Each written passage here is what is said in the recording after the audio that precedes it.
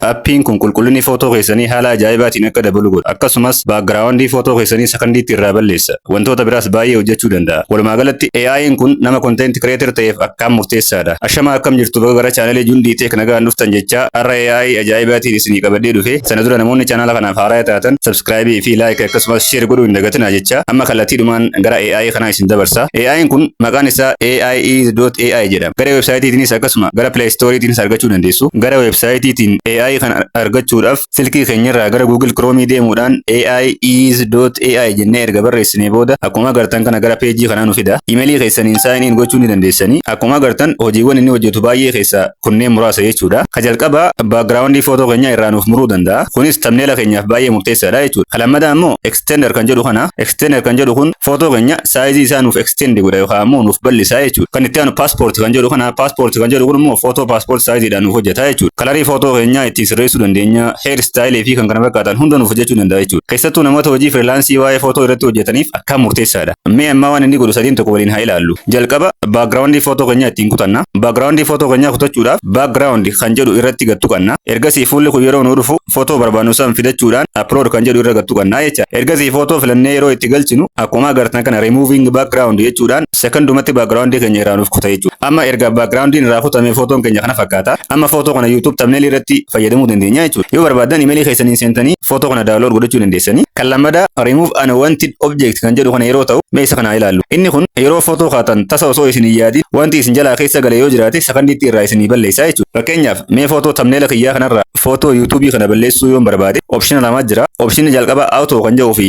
manual kan jedhu kana. Auto kan jedhu kun ofii isaatii irraa nuuf balleessa jechuudha. Manual kan jedhu immoo nuutu irra dibuudhaan irraa balleessa jechuudha. Erga footoo barbaadnu irra dibannee booda san booda irraa nuuf balleessa jechuudha manual kan jedhu kana. Okay, maanta nagaa manual kan jedhu kanarra gattuqanna. Manual kan jedhu kanarra erga gattuqannee booda brush kan jedhu irra gattuqanna. Erga brush kan jedhu irra gattuqannee booda iddoo barbaadnu irra dibnee amma fakkeenyaaf ani footoo YouTube kiyya kanarraan dibadha. Ergaan asirra dibee booda remove kan jedhu irraan gattuqadha jechuudha. Ergasii akkuma agartan kana sekandiitti irraa nuuf balleessa jechuudha. Amma akkuma agartan footoo YouTube san thumbnail kiyyarraa badee jira jechuudha. Kan sadaffaadha enhance photo quality kan jedhu kana. Enhance photo quality kan jedhu quality footoo keenyaa ittiin dabaluudhaaf nu fayyada. Yeroo baay'ee thumbnail irratti footoo fayyadamnu enhance godhuu qabna jechuudha. Qulqullina footoo keenyaa dabaluudhaaf enhance kan jedhu irra gattuqannee footoo barbaanne san erga filannee booda upload itti goona. San booddee sekandii xiqqoo keessatti quality footoo keenyaa dabalaa jechuudha. Fakkeenyaaf duraan footoon kiyya kana ture amma immoo footoon kiyya kana fakkaataa jechuudha. Akkuma agartan kana footoo lameen jidduu garaagarummaa guddaatu jira. Qulqullina footoo keenyaa akka malee nu dabalaa jechuudha. Egaa appiin kun kanaa fi faayidaalee biraatis baay'ee qaba. Namoota akka fedhii isaatti dhufee itti fayyadamuu danda'a jechuudha. Viidiyoon kun yoo isin fayyade subscribe godhuu hin dagatinaa isin jecha har'aaf kana fakkaata. Viidiyoo biraatii walitti deebina nagaatti.